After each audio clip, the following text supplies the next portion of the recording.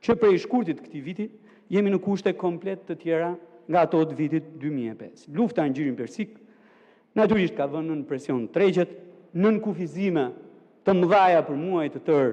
Këto tregje duke dhënë impakt mbi inflacionin. Inflacioni arriti në nivelin 3.2% nga 2.4% që ishte 3.2% në qershor nga 2.4% që ishte një muaj më parë dhe është në rritje, indikuar fort nga rritja e çmimeve të ushqimeve, pijeve jo alkolike, por edhe nga tregu i qirave, ujit, energjisë elektrike, gazit dhe karburanteve. Lufta në 3 muaj ka goditur fort sektorin e energjisë, prodhimin dhe zinxhirët e furnizimit duke u shoqëruar me rritje të çmimeve veçanërisht produkteve energjetike dhe fertilizantëve, ushqyesve për bujqësinë. Për shkak të importeve të larta, varësisë kritike prej tyre në tregun e hidrokarbureve, modelet abuziv në këtë treg dhe abuzimit të qëndrueshëm në të, çmimet kanë ardhur në rritje. Vetëm në 2 javët e fundit, a mund ta mbaroj? S'është Banka e Shqipërisë, me thënë drejtë. Ndjes. Pra abuzimeve të forta në tregun e hidrokarbureve, në të cilin u shënua rënje të çmimeve gjatë kohës së operimit të bordit të transparencës, më pas të lajmeve që erdhën për shuarjen e konfliktit në Gjirin Persik dhe prej thuajse 10 ditësh përsëri kthimin në ciklin e rritjes, pavarësisht se çmimet në tregun e hidrokarbureve nuk kanë ndryshuar, tregu ndërkombëtar të hidrokarbureve nuk kanë ndryshuar ende. Gjithashtu, rritja e fortë vëret në tregun e ushqimeve të fabrikuara, por edhe të freskëta deri në muajin maj të këtij viti. Gjithkush pas këtyre sjell në vëmendje dobësitë strukturore të ekonomisë dhe kufizimet e dukshme që materializon rritja jon ekonomike. Shikoni, ekonomia u rrit gjatë vitit 2025 me 3.66% nga 4.03 që ishte në vitin 2024. Struktura e prodhimit përgjithshëm kombëtar sipas dekëve të ekonomisë sjell në vëmendje shumë qartë 2 gjëra. E para mbi të gjitha, shërbimet gjithsej zën, ku përfshihet edhe turizmi afërmendsh, zën 49.10% të ekonomisë. Ndërtimi zë 12.56% të ekonomisë me një zjerim prej 4.11%. Industria zë vetëm 10.08% të ekonomisë me një ngushtim, pra rënje me 3.72%. Bujqësia zë 14.59% të ekonomisë me një rënje prej 2.50%. Kjo sjell në vëmendje edhe faktin që industria kontriboi negativisht gjatë 2025 me 0.41% minus dhe bujqësia me 0.38% minus. Këtë fenomen kemi dhe në 3 muajin e parë të 2026. Ekonomia u zgjerua me 3.71%, por jo me bazë të gjerë. Bujqësia pati një rënje me 0.06%, industria një rënje me 0.25%, ndërtimi u zgjerua me 0.32%, tregti, transport, akomodim e tjerë u rrit me 2.1%. Çfarë dua të them? Që banka do të bëjë detyrën e saj.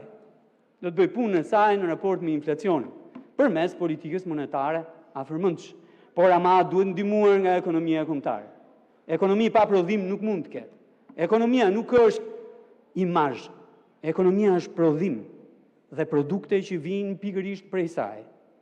Baza e gjërave ekonomike duhet të jetë fokusi jo vetëm i qeverisë, po edhe i Bankës Qendrore sa i takon politikës së kreditimit. Do duhet që të vendosim në ekuilibër sektorët posaçëm të ekonomisë dhe kreditimin si instrument për zhvillimin e tyre, veçanërisht sa i takon industrisë dhe natyrisht edhe bujqësisë. Disbalanca që është krijuar midis sektorëve duhet sa më parë të vinë në ekuilibër, sepse njerëzit patjetër në sektorët e bujqësisë e industrisë janë shumë si sipërmarrës, janë shumë si punëtor, janë shumë si konsumator që duan të marrin nga tregu shërbime dhe mallra me kosto të lirë. E dyta gjë që dua të them ka të bëjë me kursin e monedhës. Banka e Shqipërisë është vënë shpesh në presion, jo vetëm nga tregjet, jo vetëm nga degët e ndryshme të ekonomisë kombëtare, por edhe nga segmente politike, edhe nga Kuvendi i Republikës së Shqipërisë. Shikoni që nga viti 1990 ne kemi pranuar kurs të lirë të monedhës kombëtare. në këmbim me valutat e huaja. Natyrisht që është e lidhur ngushtë me modelin ekonomik që kemi zgjedhur, kapitalizmin, tregun e lirë dhe natyrisht transaksionet e lira në të. Kam dëgjuar shpesh që flitet për flukset e monedhës që hyjnë në territorin e Republikës së Shqipërisë. Patjetër, për vitin që shkoi, vetëm eksportet arritën në 10 miliardë euro. 10 miliardë euro që janë hyrje në tregun shqiptar. Ndërto, 5,7 miliardë euro ishte vetëm turizmi. Investimet e huaja direkte vjet shkuan në 1,6 miliardë euro dhe remitancat në 1,1 miliardë euro. Ndaj FMN thotë që kursi i këmbimit është ndikuar nga faktor thelbësor ekonomik.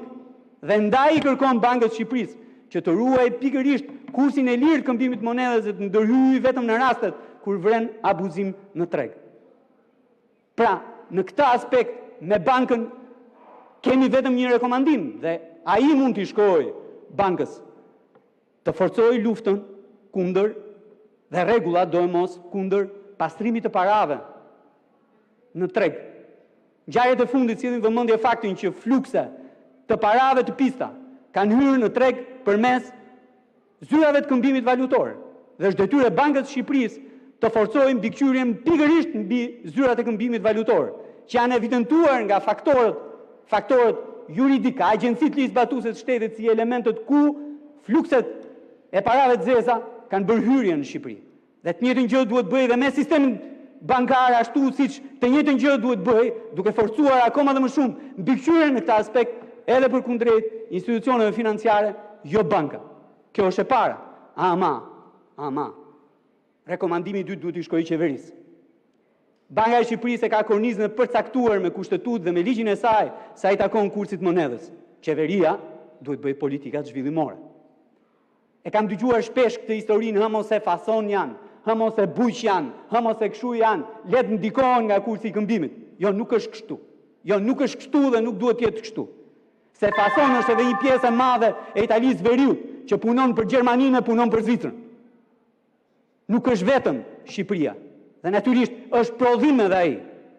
Dhe po e përsëris, ekonomi pa prodhim nuk mund të ketë. Dhe do duhet që qeveria të rishikojë politikat e saj të mbështetjes prodhimit, jo vetëm industrial, jo vetëm bujqësor, po edhe të industrisë së lehtë, edhe përpunuese, me qëllim që rritja ekonomike të mos shkojë vetëm në dy sektorë, po të ketë bazë gjërë e të përfshijë atje edhe sipërmarrës, edhe punëtorë më shumë, edhe konsumatorë që përfitojnë nga madhat dhe shërbimet e lira në treg. Faleminderit.